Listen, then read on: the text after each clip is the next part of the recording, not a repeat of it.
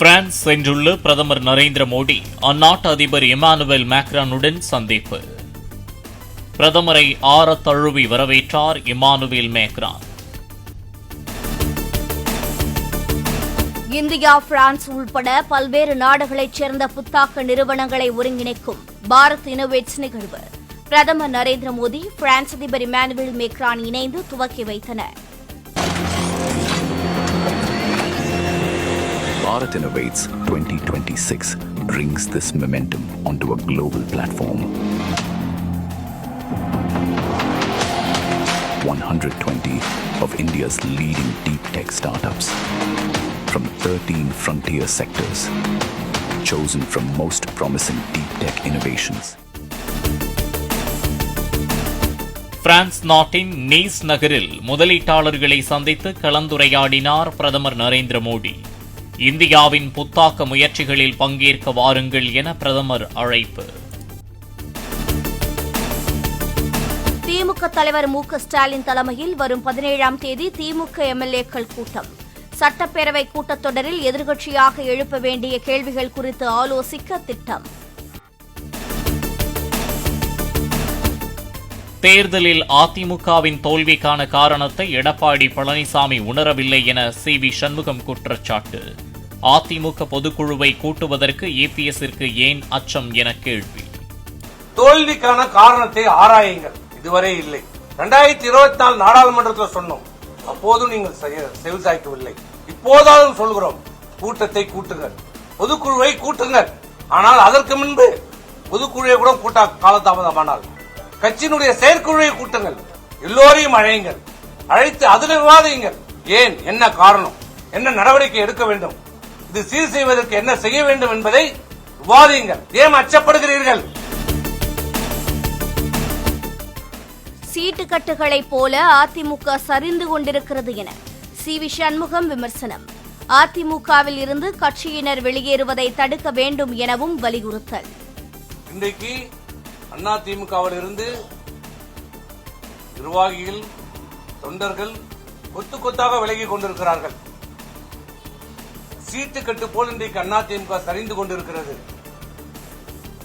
ஆனால் எதையுமே தெரியாததை போல, பூனை கண்ணை மூடிக்கொண்டால் இருண்டு விட்டது என்றது போல இன்றைக்கு சிலர் செயல்பட்டுக் கொண்டிருக்கிறார்கள்.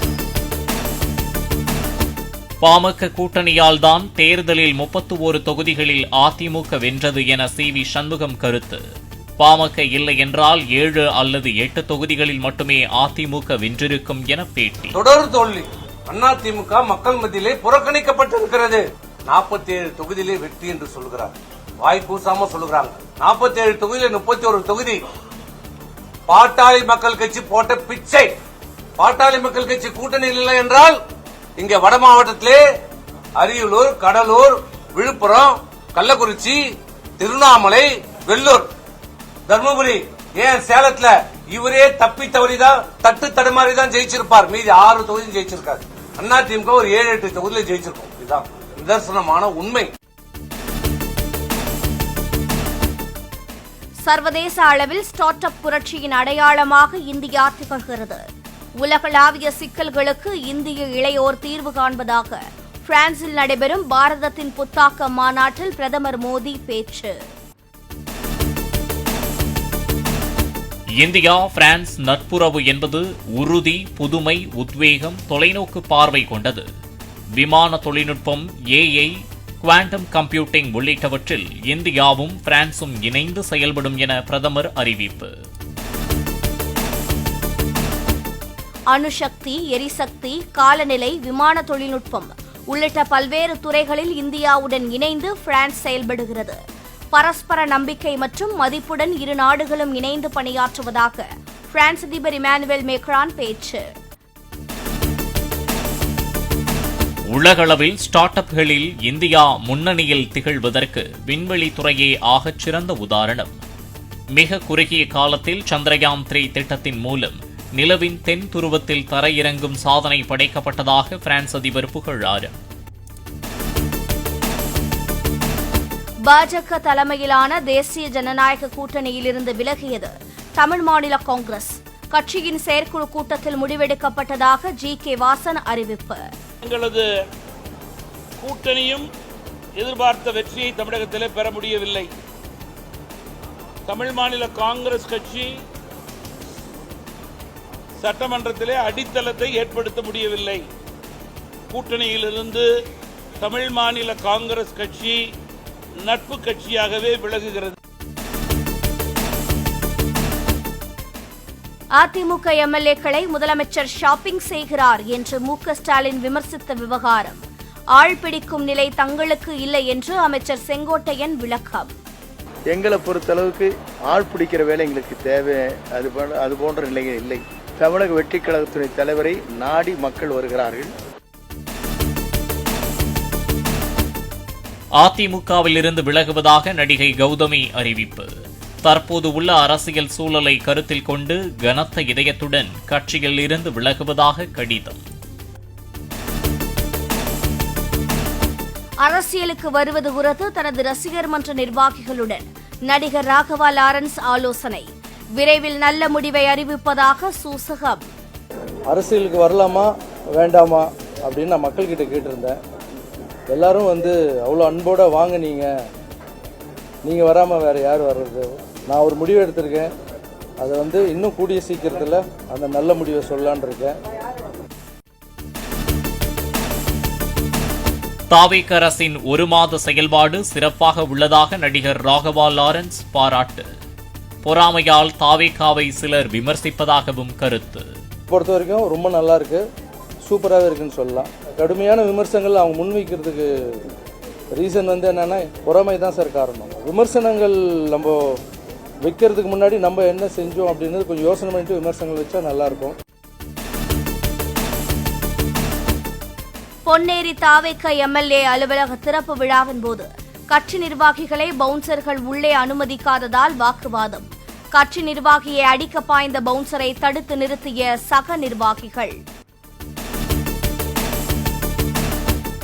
ராசிபுரம் அருகே பட்டணம் பகுதியில் துப்பாக்கி முனையில் நடந்த கொள்ளை சம்பவம். தோட்டத்து வீட்டில் தனியாக வசித்த பெண்ணிடம் கைவரிசை காட்டிய கொள்ளையர்கள் 2 கைது. குறைந்த விலைக்கு தங்கம் வாங்கி தருவதாக சக காவலர்களிடம் 20 கோடி ரூபாய் மோசடி செய்த ராயபுரம் பெண் காவல் ஆய்வாளர் சஸ்பெண்ட். பெண் ஆய்வாளரின் ஓட்டுநரை கைது செய்து பொருளாதார குற்றத்தடுப்பு போலீசார் விசாரணை. குற்றவாளிகளுடன் தொடர்பில் இருந்த மணிமங்கலம் போலீசார் 2 ஆயுதப்படைக்கு மாற்றம். தவறு செய்பவர்களுக்கு உடந்தையாக செயல்பட்டால் கடும் நடவடிக்கை என வாக்கி டாக்கியில் தாம்பரம் காவல் துணை ஆணையர் எச்சரிக்கை. மின்வாரிய கள உதவியாளர் பணிக்கான உடல் தகுதி தேர்வு விதிமுறைகளில் திருத்தம். மின்கம்பம் ஏறி இறங்கும் தேர்வுக்கு ஷூ பயன்படுத்தலாம் என தமிழ்நாடு மின்சார வாரியம் உத்தரவு. இந்தியாவில் ஏழை எளிய மக்களுக்கான தரமான மருத்துவ சேவை மற்றும் மருந்துகள் மலிவு விலையில் கிடைத்துள்ளது. ஸ்வஸ்த் பாரத் திட்டம் தொடங்கப்பட்டு 12 ஆண்டுகள் நிறைவடைந்ததையொட்டி பிரதமர் மோடி பெருமிதம். இந்திய மாலுமிகள் 3 பேர் கொல்லப்பட்டதற்கு அமெரிக்கா வருத்தம் தெரிவிக்காதது அதிர்ச்சி அளிப்பதாக சசி தரூர் கருத்து. ஏவுகணை தாக்குதலுக்கு பதில் கப்பலின் ஸ்டீரிங்கையோ அல்லது என்ஜினையோ செயலிழக்கச் செய்திருக்கலாமே என கண்டனம். இந்திய பொருளாதாரம் வளர்ந்து வரும் நிலையில் நாட்டின் சாதனைகளை ராகுல் காந்தி குறைத்து மதிப்பிடுவதாக மத்திய நிதியமைச்சர் நிர்மலா சீதாராமன் குற்றச்சாட்டு. மக்களவையில் பேசும்போதெல்லாம் எல்லாவற்றையும் குறை கூறுவதற்காக மட்டுமே ராகுல் காந்தி பேசுவதாகவும் விமர்சனம். ஒருநாள் கிரிக்கெட் போட்டிகளில் அதிவேகமாக 3000 ரன்களை அடித்த வீரர்களின் பட்டியலில் சுப்மன் கில்லுக்கு 2வது இடம். ஷாய் ஹோப், ஃபகர் ஜமான் உள்ளிட்டோரை பின்னுக்கு தள்ளி சாதனை.